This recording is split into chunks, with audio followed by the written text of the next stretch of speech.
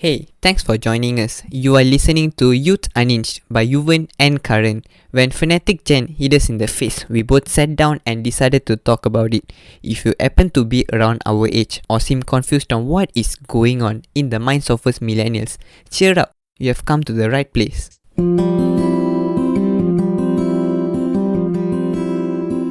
Hey, thanks for joining us.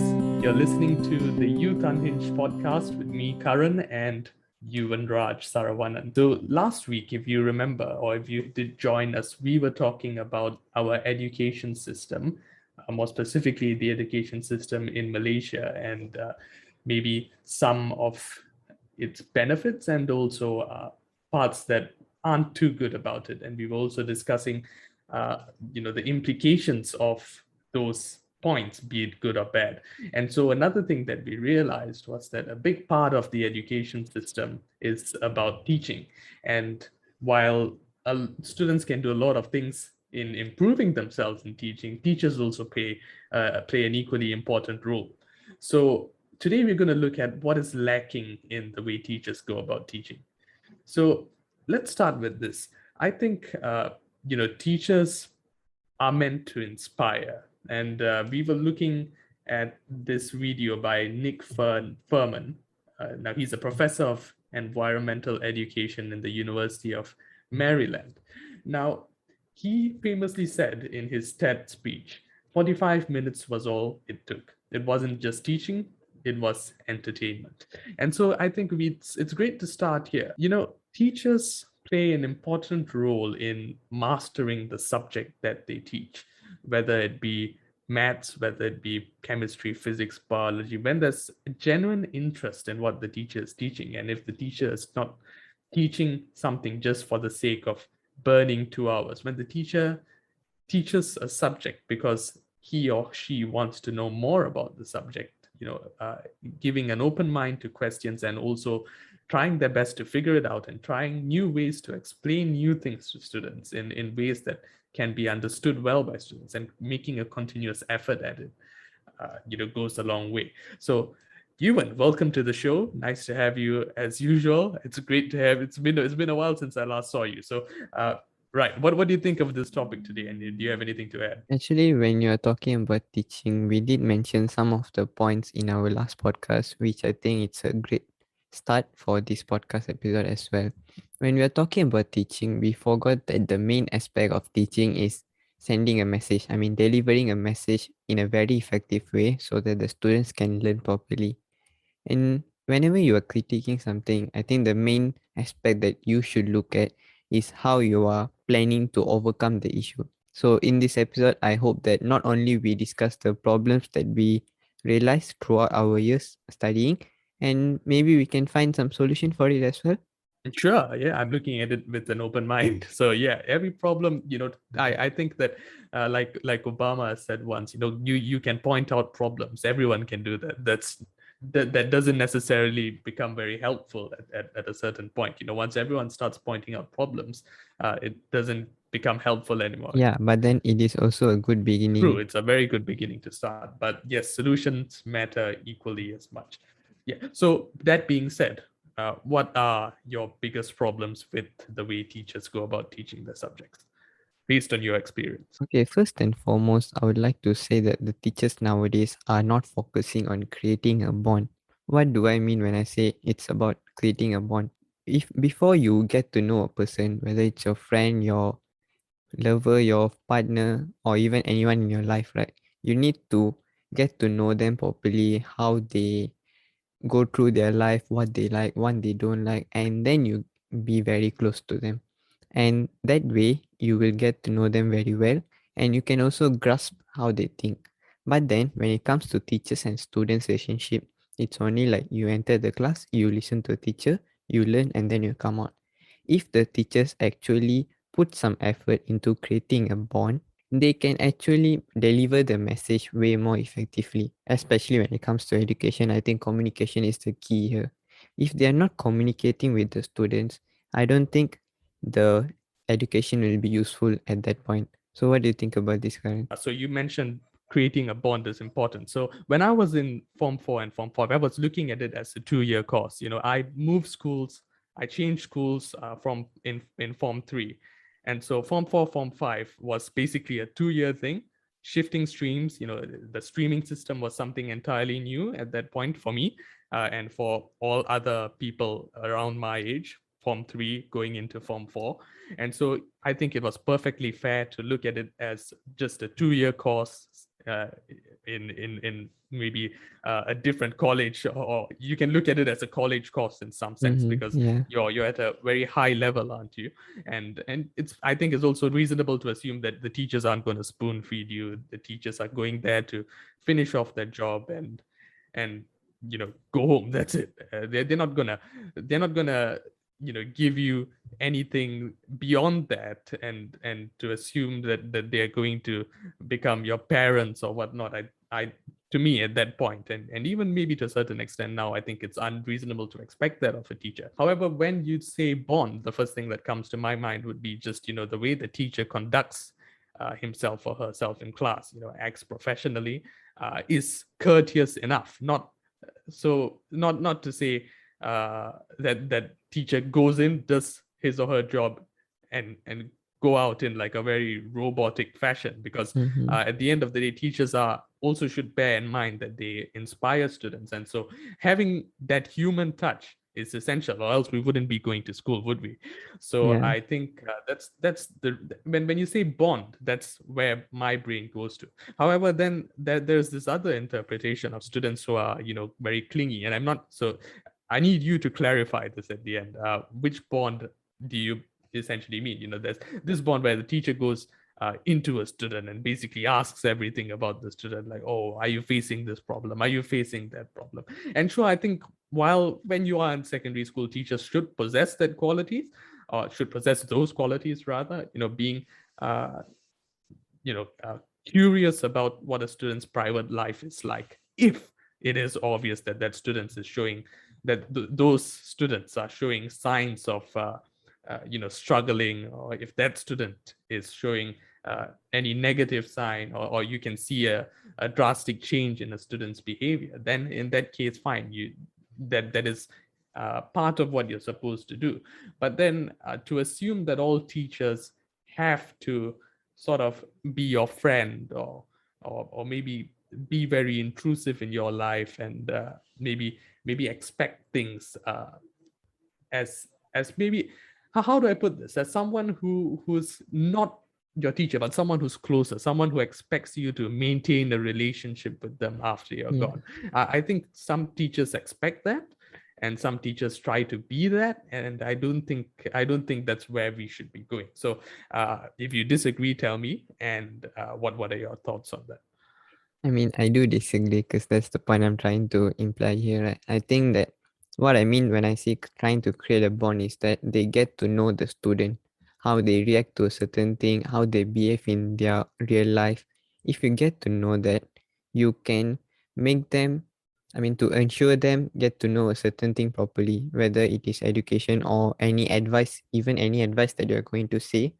If you know how is the style of the student, how they understand certain information, how they respond to it, if you get to know that 100% clearly, you can do a better job at it. You can be a better teacher. You must know that teacher is not inside the classroom only. As Karan said just now, teachers do inspire students. So they must understand that properly, and that's how they need to create the bond. And if you don't have the bond, it will just become like a platonic relationship. And it won't just work, in my opinion. And another thing is that if you actually create a bond, you will look at the job as an opportunity and not just a job. And if you look at it as an opportunity, you know that you are creating the future leaders out there. Whether they actually become a leader or not, I do believe that most of the responsibility lie to the parents, and but also lie to teachers as well. If they do not do their job properly, you're wasting someone's future out there. That's what I would say. Okay, so I think we agree on a lot there. First of all, obviously the part where teachers are meant to inspire, and Yeah. towards the latter part of what you're saying. But then when it comes to bond, again, when you look at professors in universities, which students are eventually going, that's the part they're going down. Professors talk to 200 students maybe in a lecture. Uh, if you are in a smaller class, maybe if you're doing a tutorial, perhaps the lecturers that come to you are sort of you don't expect them to act and behave like a teacher in you know in the sense that the way they conduct themselves isn't going to be uh, in a style that is very curious or very wanting to form a friendship or a bond with you, but Mm-hmm. at the same time they can pull it off in the sense that they are very pleasant people, and you like to see them, you're looking forward to them. They can still, you don't need to necessarily have like a too deep of a bond in order for you to have an enjoyable class. So that's what I think. And what I'm trying to say is, you don't. What if the student doesn't really like people intruding into their lives? What if while the intention is proper, while the intention is commendable, while uh, the intention is pure, the student just finds it sort of intrusive, especially maybe for a student who's just joining, and then the teacher uh, suddenly wants to know every single thing about you. Then some students, for teachers and students, if the teacher is sort of wanting to know about the student more and wants to create a long-term bond, and if the student is fine with it, then of course there's no problem. But then students are different individuals, and different people think differently. And so what about the students who don't think that way? What about the students who look at it like maybe how I did? I'm going in here for 2 years and going out. So obviously I was wrong in a to a certain extent, in the sense that I met you and I'm still in touch with you. I met other people from those 2 years. I still am in touch with those other people. So yeah, you definitely learn those things, and you shouldn't really look at it like that. But what you do to students who are initially very kept together and very lonely, and those kind of students who don't like people looking too much into their lives. Yeah, it is a space that we should respect. I'm not saying that it is a good thing to intrude their private life, but then I think that even being that kind of lonely at that age is not really a good thing. I mean, at any age, being lonely is not a good thing, if you ask me. I think that even if they can't find a proper friend, the teacher can be the one that be the friend. That's what I'm trying to imply when I say creating a bond. So if you think that the teacher is intruding your private life, you can say to the teacher, and the teacher should know where to stop. She should know, or he should know, where's the limit. Hmm. Yeah, I agree with you there. Yeah, I think knowing the limit is what's important. But the problem is But a lot then, of yeah, teachers do not to know know where the the limit limit, is. you must know about the student, and to know the student, you must create the bond. I agree with you on that point. You must know the limit, and find, if you want to know what the limit is, you must create a bond. It sort of makes sense. So then I reckon the way you approach it is slowly, and in a way that doesn't seem too blunt, in and too straightforward in asking the Yeah, student. it's You a should you should very maybe gradual process. go. It can't just Yeah, be yeah, done go overnight. about it slowly and carefully. Yeah, I think that makes sense. We've talked about teachers creating bonds with students. So what else is wrong with the way teachers go about teaching? So now, let's say we've got bonds out of the way. We might visit that topic later. I see a point here: brain function. uh what does that have to do? what, what Okay. does what do things Um. like music have to do Okay. with Brain this? function. I would like to say that in order to again deliver the information properly to the student, we must understand the medical way of it. So what I'm trying to imply here is that instead of just giving the notes and just doing the homework and so on, you can try different methods. And one of the method that I think it's quite interesting is music. And it is already proven that if you're using music, it does intrigue a part of your brain, and it's very effective as well. So if you can assimilate that music into whatever you're teaching, it can be a great method to provide value to the students. So Right. at I this guess point, it comes down. I guess it comes down to, having a variety of different methods in the way you deliver what it is you want to deliver. Yeah, we are not saying that the old school methods are completely useless. It is useful because it is still proving whatever it is right now, right? The condition right now is still bearable at least. But then if you keep on going to do it for a few more upcoming years, I don't think it's going to work anymore. You need to be creative here. You are asking the students to be creative in whatever that they're doing. But then the person that giving out the information are not being creative. I don't think it will work the other way. So when you say that, then the first word that comes to your mind would be dedication, right? Yes, You true. only come to these different, varieties of teaching, this want in you that wants to see students understanding what you deliver, only comes when you are actually dedicated to what you're doing, which brings us to our third point, or what I'd consider as the third point. What is lacking in the way teachers go about teaching is looking at teaching as a job, uh, and not an opportunity. Teaching is actually an opportunity. You get to inspire people. You get, when you deliver information in a way that's easily understandable by students, by not giving them any prejudgments on certain topics, and by constant encouragement, even, that student, whoever him or her will be, will definitely find encouragement in that, and also will find, a want to, do better in whatever that student does. There becomes, there doesn't come this maybe insecurity that comes with, teachers criticizing you a bit too much, and maybe being a bit harsh, on your performances, maybe taking a softer approach to the way they look at things, because I think our generation is one that's particularly soft, don't you think? Yeah, that's one thing. And then as Karan said just now, looking at it as an opportunity and not as a job, right?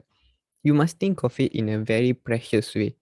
You can actually decide or create a path for the future of the students. You are literally sketching a path for the new life, I would say. So it is a very precious job. And you must know how important is it to the person. And if you didn't just I mean what I'm trying to say is if you just look at it as a job, you are not appreciating what you're doing. Like I believe that teaching is one of the greatest job out there because even though it might seem simple for someone who is not in the field, it is a very, very crucial part of our life. Teachers can be the reason why we choose a certain field in our future, like what we are going to work at. They can be the inspiration for our actions and they can literally choose our decisions without even actually being in it directly. Whatever they say, how they are behaving in the class, what are they showing to the students, how are they sharing what they love and what they hate, can create a mindset of the student. So that's what I'm trying to say here. They must think of it as a very, very super precious job. I don't know why some of the teachers are not realizing it because maybe right now in our country, especially, the teachers that are actually starting out their career feel very burdened by the new system, whether it's the workload that they're getting or the feedback from the students. But then when you think about it, at the foundation level, it is a very precious job. And I think when I talk about this opportunity thingy, right? If you know how precious teaching is, you will know how to gain the attention of the students. What I'm trying to say is, let's say you're doing a business, you're doing marketing or advertisement. The number one rule is to gain attention, right? If you gain attention, then only you can input the call to action that you want to inform to to the customers. If you don't gain the attention, you already don't have the main point, and others are simply gone. Hmm. So that's how I want teachers to look at the education thingy as well. They must know how to gain attention from the students. And that should be a good thing that they should start off with, I would say. If you know how to gain attention of the students, you already done the first step.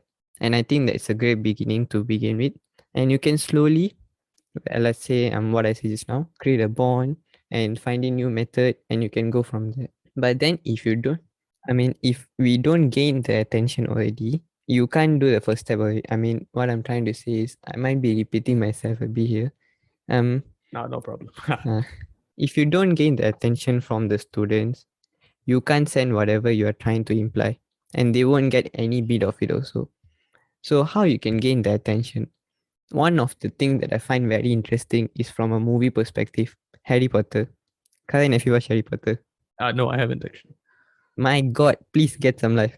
Okay, so this is the thing about Harry Potter. They actually went to Hogwarts, right? It's the school for the magic. I Right, already yeah. forgot the full name. Please don't attack me for it. I already forgot the full name.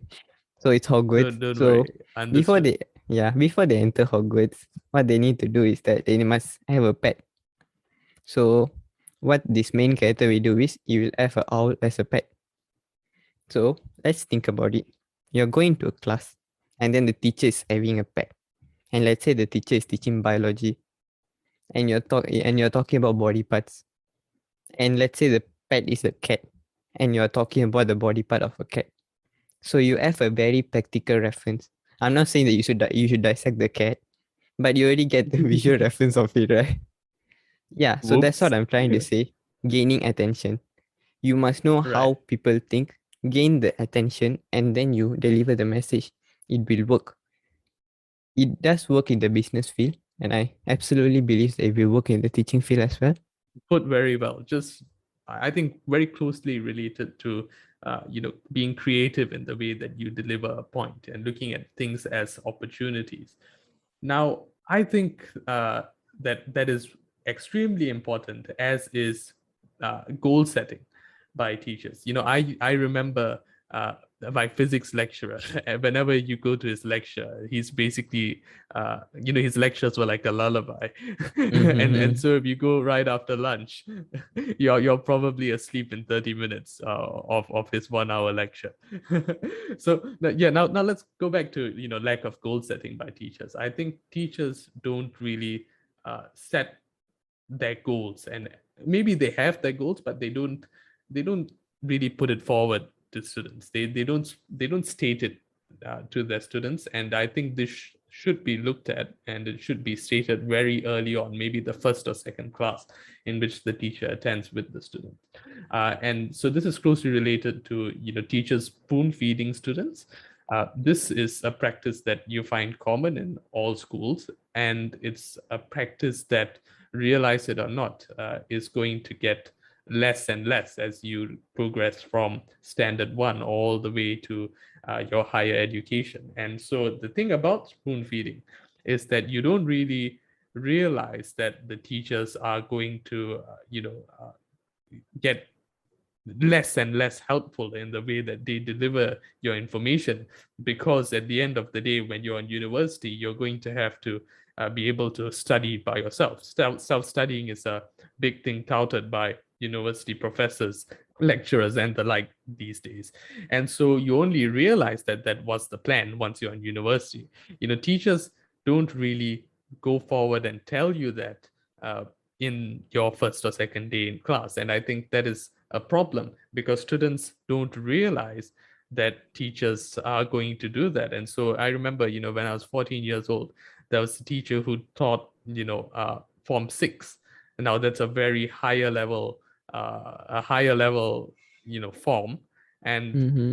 the way she taught maths, where she came in, she gave a couple of examples, Okay, didn't give before any that, just explanation. for reference, Form 6 is 18 years old, right?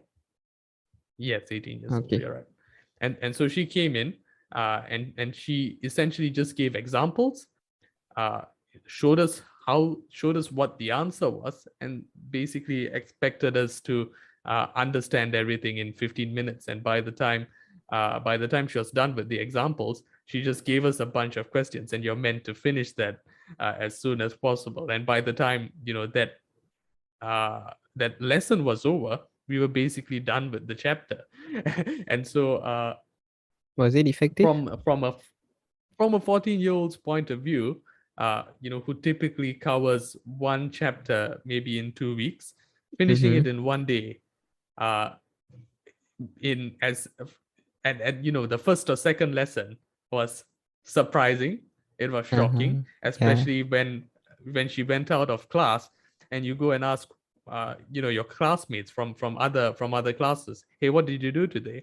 Or we covered a little bit on this and on that. The teacher explained it to us, and it was nice. And you're there thinking, oh, what, you covered that much. Hey, we finished the chapter. And they look at you, and their mouths are agape. And they go, what? So I'm talking about that there's no consistency in when teachers decide to let go of students, and that is that should be consistent. It should be the same for all students. And the way that you make sure it's the same for all students is by first setting goals and telling students, look, at this age, at so and so time, we are going to start letting you go. We are going to start covering things faster. And the thing is, it didn't happen that way, which is why when you tell students, hey, we covered one chapter today, and other students who are supposed to be your equal level, are supposed to be your equal, and are supposed to study the same things and are supposed to accomplish the same amount of things before exams start, they look at you and they think your teacher is crazy, and that's a problem. And so the way you overcome this is by setting goals. It's by going into your class, whatever it is, whether it be maths or physics or chemistry or biology, again, and tell them, look, uh, this is how it is for all students your year. Maybe I'm going to go past this chapter in so much time, and it's going to be like this. Please expect it. And after this, you can be free to ask me any question, but you should know that from now on, learning is your responsibility. You're learning within a limited time, and therefore, irrelevant questions are preferred, maybe not to be asked, and only ask questions that you think are absolutely vital. And questions which you still can't wrap your head around it, save it for later, spend time over it at home, think it over, and if you really can't solve it, well, then come see me. So, that's an example of, a proper goal that can, be very easily set by any random teacher. And I think once a student gets the idea and understands that the teacher is serious about what she or he just said, I think that goes a long way. Instead of just surprising a student one fine day, a student who's just come back from a long holiday, looking forward to something slow paced, and eventually going to fast paced teaching as the year goes along. It makes a hell of a difference when you go through it this way, don't you think? Yeah, I think at this part I totally agree with you, because what impact it does to the student is that it became a pattern. I mean, what I'm trying to say is, it's like, okay, let's say your semester is for 3 months and then your holiday is for 2 months. You'll be suffering for 3 months, you'll be enjoying for 2 months. In the 2 months, you're not gonna study at all, right? I think that's the impact that it does to the students. It gives a severe damage to a student that you don't even feel like thinking about it for the 2 months holiday. And when you come back at it, it's another roller coaster ride again. You're going to suffer again, and then you're going to get the holiday again. So I feel that it gives you a rough image of our future, that your work life is going to be like that as well, which is not true. You can decide your future here. So what that Karen said just now is something that is very important as well. The teachers must know what they're going to do to the students and must state that clearly, whether it's in the first class and before the start of the before the start of the semester. Whenever it is, just say it clearly to the students, because if the student know what is going on, they can keep up with what the teacher trying to do as well. But then if you're just gonna hide it and suddenly going to give out the results that, okay, I'm not gonna spoon feed you anymore, it will be a big impact to the student. The student is going to suffer, and the teachers must realize that as soon as possible. Yes, exactly. The student isn't mentally prepared for such a thing, and given such a short amount of time before the student realizes, and comes to his senses and goes, "Hey, I need to buck up." You don't know how long that's going to take, because it's different for different students, especially when the teacher isn't clear about it. You might think, okay, maybe once if this teacher falls sick, and maybe I get another teacher, well, it's all fine and good. It's something wrong with this teacher, because again, the teacher hasn't specified his or her goals. So you might think, oh, this is just a flaw in the system. It's just an irregularity. It's going to be better next year. Other teachers definitely teach better than him or her. When the reality is, it's the same for all students moving on, and for and for most students, it's the noose is going to get tighter eventually. It's just that because the goals haven't been set, you don't have an idea that this is actually your future. I think we have critiqued the teaching style so far. So I'm going to ask about what do you think about your type of favorite teacher? My type of favorite teacher, I definitely Who one would you that call a favorite teacher? one that takes an interest in his or her subject, and can relate it to all sorts of aspects of life. I am uh, I'm the kind of student that loves to see relationships between what is learned in class and its application in daily life. And so I like to ask a lot of questions regarding that. And if a teacher can successfully connect that and stress on the importance of learning what you're learning, I think it makes the subject much more interesting. And when you have, a natural interest in the subject that you're learning, then studying comes more like as a hobby than anything else. And so in summary, a teacher that I find to be the best would be a teacher with genuine interest in his or her subject. What about you? Okay, so mine is somewhat is the same, but then it's kind of different as well. So Sounds interesting. as I mentioned before, like creating a bond, that's who I will call a favorite teacher. The teacher must know how to relate her personal life. I mean not personal life. I mean she must know how to relate whatever she's teaching to our own life. That's what I say it's a similar point here. You want to know the application of whatever we are learning. For me, I want to know how the information that she gives relate to our own life. So I think that's something that we can agree on. Yep. And then another thing is that I want the teacher to be funny. Not gonna lie. I think that's a very direct point to be said. I want them to be funny. I don't want them to come in and be serious all the time and just go out. I'm not asking the person to be a class clown instead and not doing the job properly. I want them to be funny so that they don't take stuff too seriously. Education is important.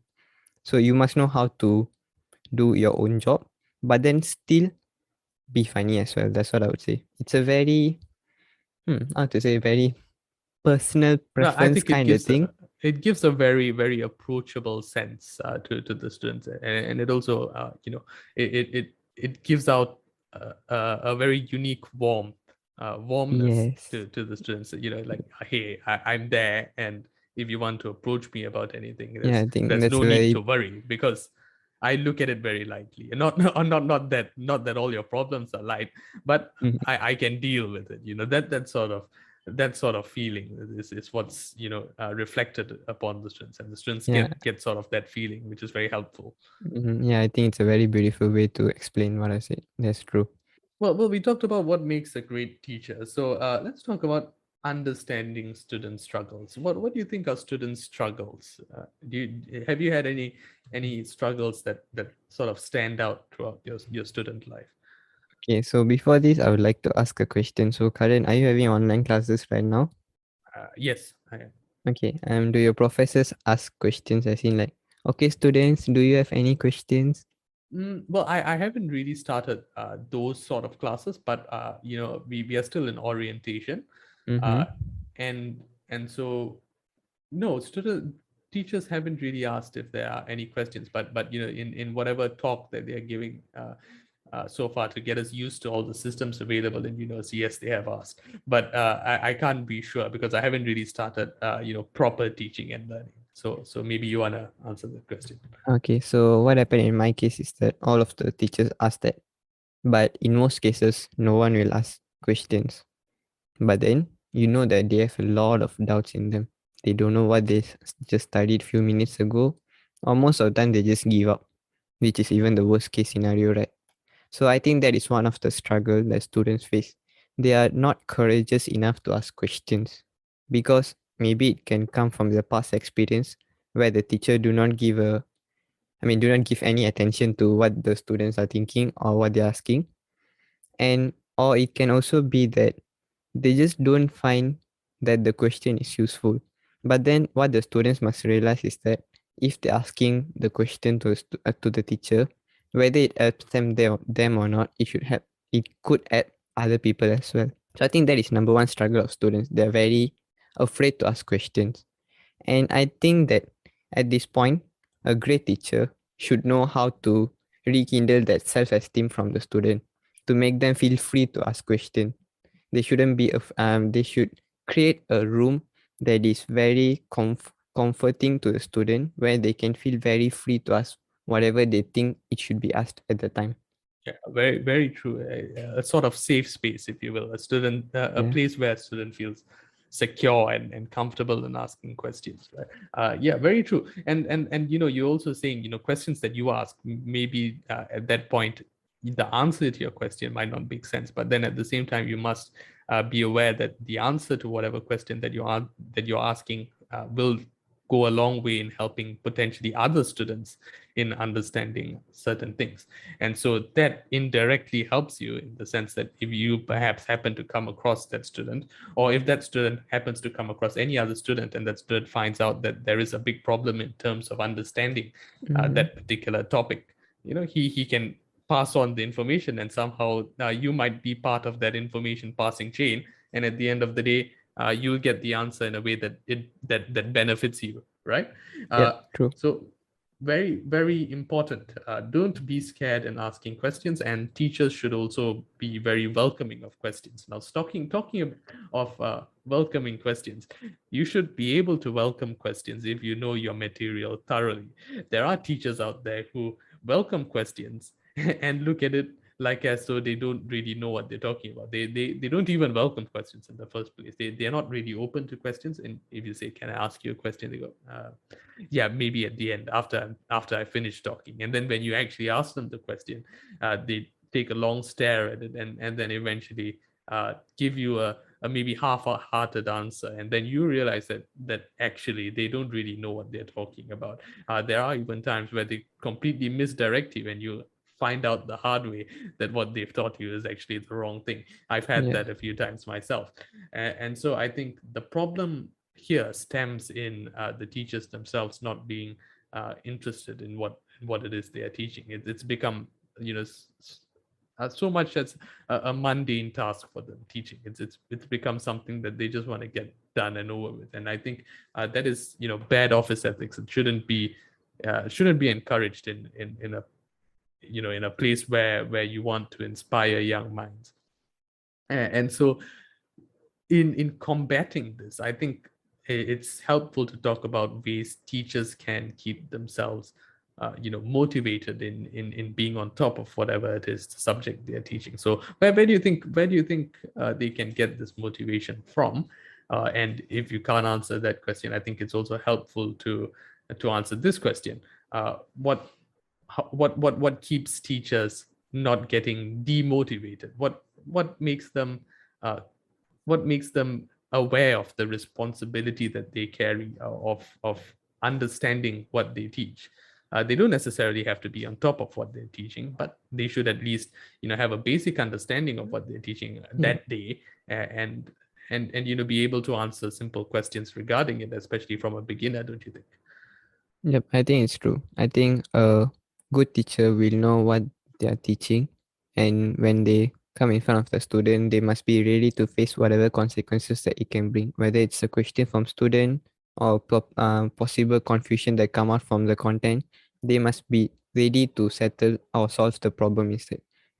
So I think it's a very good point here. Yeah. Interesting. So now we were looking at this TED Talk by Azul Terrones. Now he's a best-selling author from UCLA.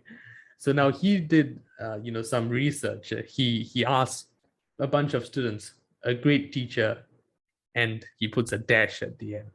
So he gets a bunch of students to answer, uh, or rather fill in those gaps. And then we saw a few answers throughout his speech. A great teacher is chill. A great teacher loves to teach. A great teacher loves to learn. Um, so very interesting answers. But I think to summarize what he was trying to say is that a teacher is essentially an older version of yourself. And as long as you can see yourself in you know, your teacher, a teacher that's very approachable, one that doesn't snap at you, one that's caring all around. It doesn't have to be too caring. She doesn't have to go all the way just to please you. No, just a touch of humanity is what's required in a good teacher, and I think that goes a long way. Yeah, I think especially the part where you say it, teachers are older version of ourselves. Yeah, I think that's something that I need to talk about as well. As you said just now, there's a point where a great teacher loves to learn. I think what they're trying to imply at that point is that even though you are a teacher, you must be ready to get more input for you, whether it is through your research or reading book or talking to people. I think you must find ways for it, because I think I can add a quote here if you want. Yeah, go for it. There's a quote from Conrad Hall says that you are always a student, never a master. So you have to keep moving forward, which is something that I think most of us are not doing right now. If we think that we are already at a certain point in our life, we stop working hard after that. And especially teachers here, they should know that, as Karan said just now. So you don't need to be top of whatever you're teaching, but then you must have the bare minimum or the bare quality. That when a student comes to you, you must ready to face it. You must be there for them. So what you should do is that you must be open to feedbacks, especially. So if you think thoroughly from what this TED Talk trying to say is that the teacher listens to the feedback from the student. That's a very good point, I guess. So if the teachers are accepting towards the feedback from the student, they will get to know how to make better out of it.